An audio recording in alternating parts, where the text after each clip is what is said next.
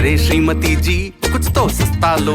नहीं श्रीमान जी, सब बढ़िया लो। इसमें क्या खास बात है? थोड़े में ज्यादा स्वाद, यही तो है इसकी खास बात। क्या स्वाद है? अरे मेरे राजा, राजा और मसाला। दादी के हाथों का जादू और खुशबू से महकता घर, माँ की मुस्कुराहट और खाने की सुगंध। MDH गरम मसाला, क्योंकि हर रिश्ता है स्वाद से जुड़ा।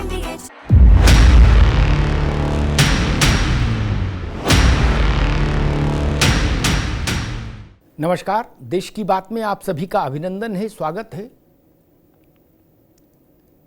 पूरे देश में उस नए विधेयक की चर्चा है जिसमें ये प्रावधान है कि अगर ऐसे किसी आपराधिक मामले में प्रधानमंत्री, मुख्यमंत्री, केंद्रीय मंत्री, राज्य का कोई मंत्री जेल जाता है जिसमें सजा 5 साल या 5 साल से ज़्यादा की हो सकती है,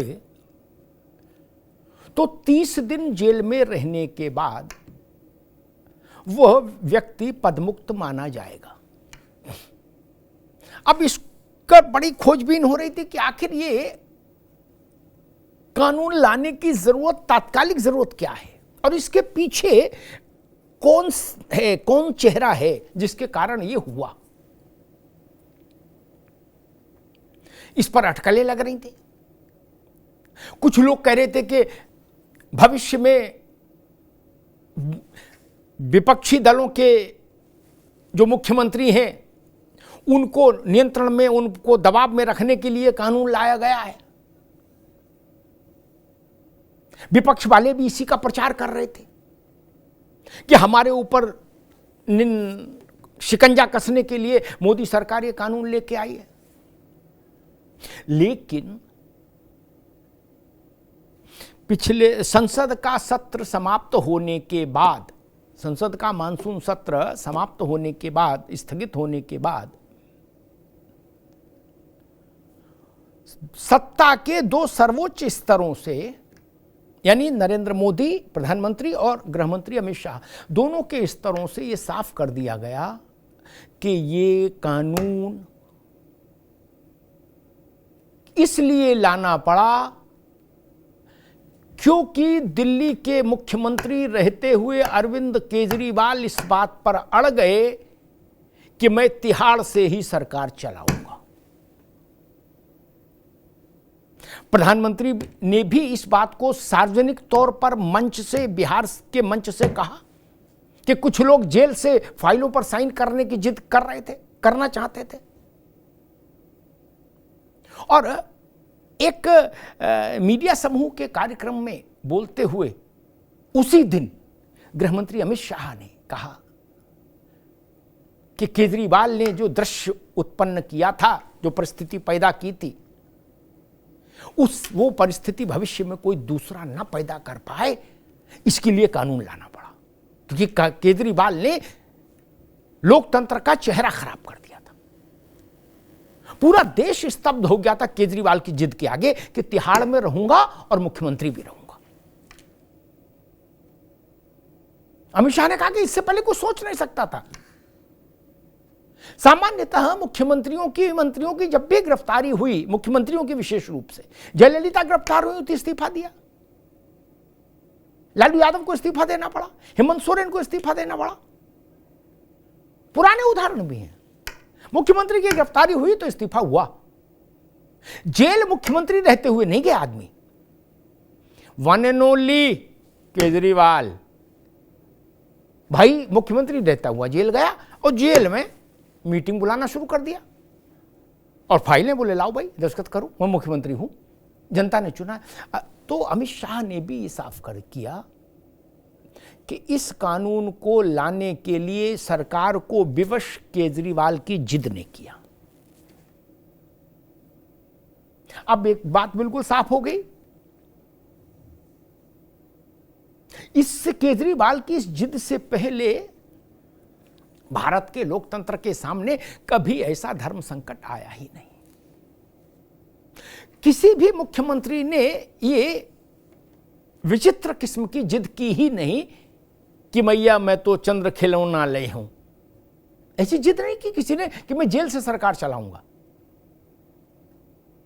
केवल केजरीवाल साहब ने की, और अब उनका नाम सार्वजनिक तौर पर खुलेआम ले लिया अमित शाह ने, और बिना नाम लिए वही बात कह दी प्रधानमंत्री नरेंद्र मोदी ने बिहार में गया जी के मंच से।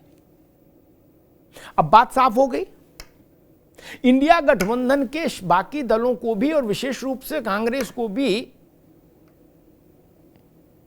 ये बात अब समझ में आ गई होगी कि अगर ये बिल उनको कड़वा लग रहा है कि ये बिल तो नीम और करेले का संयुक्त जूस है, उतना कड़वा है, तो इस कड़वे बिल के लिए एकमात्र जिम्मेदार व्यक्ति हैं आम आदमी पार्टी के राष्ट्रीय संयोजक, दिल्ली के पूर्व मुख्यमंत्री अरविंद केजरीवाल जी।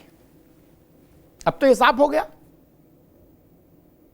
हेमंत सोरेन इसके लिए जिम्मेदार नहीं, जयललिता इसके लिए जिम्मेदार नहीं, करुणानिधि इसके लिए जिम्मेदार नहीं, लालू प्रसाद यादव इसके लिए जिम्मेदार नहीं, जो चारा घोटाले में जेल गए थे। वो सब त्यागपत्र देकर जेल गए थे। बिना त्यागपत्र दिए जेल जाना और 6 महीने तक जेल से सरकार चलाने की धृष्टता करना, इन्वर्टेड कॉमा में, ये भारत के संसदीय लोकतंत्र के जीवन में सबसे विचित्र घटना थी, सबसे विचित्र। इससे विचित्र कोई घटना नहीं हुई। इसलिए सरकार ने एक प्रस्ताव रख के संसद के सामने कि भाई ऐसा कानून बनना चाहिए,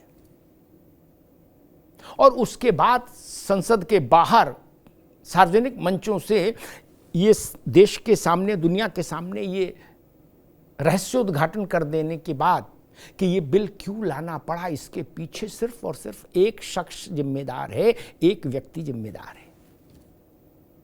अब आप सोचिए केजरीवाल जी की भी हैसियत कितनी बड़ी है, छोटे आदमी है क्या? सोचो भैया, छोटे आदमी नहीं है। एक व्यक्ति के लिए इतना बड़ा कानून लाना पड़ा जिससे अब सबकी सांसें रुक रही हैं। लेकिन केजरीवाल जी तो केजरीवाल जी हैं। कहा जाता था कि दिल्ली की सरकार तो पूर्ण राज्य नहीं है। कुछ लोग कहते थे दिल्ली की सरकार का मतलब नगर पालिका जैसा कुछ मामला। उसके मुख्यमंत्री रहते हुए अरविंद केजरीवाल ने देश के सामने ऐसी विचित्र परिस्थिति पैदा कर दी जो बड़े बड़े सूबों के मुख्यमंत्री नहीं कर पाए। बिहार छोटा राज्य नहीं था, तमिलनाडु छोटा राज्य नहीं था जहां के मुख्यमंत्री जेल गए, उनको भी इस्तीफा देना पड़ा। लेकिन जिस दिल्ली को एमसीडी टाइप सरकार कहते हैं, लोग कहते रहे, उस दिल्ली के चीफ मिनिस्टर रहते हुए आदरणीय अरविंद केजरीवाल जी ने ऐसा भूकंप पैदा कर दिया, ऐसा भूकंप बोले आए कि भारत की संसद को एक ऐसे कानून पर विचार करने की परिस्थिति पैदा हो गई जिसमें ये व्यवस्था हो जाए कि 30 दिन जेल रहोगे तो कुर्सी से स्वतः हटे माने जाओगे, स्वतः।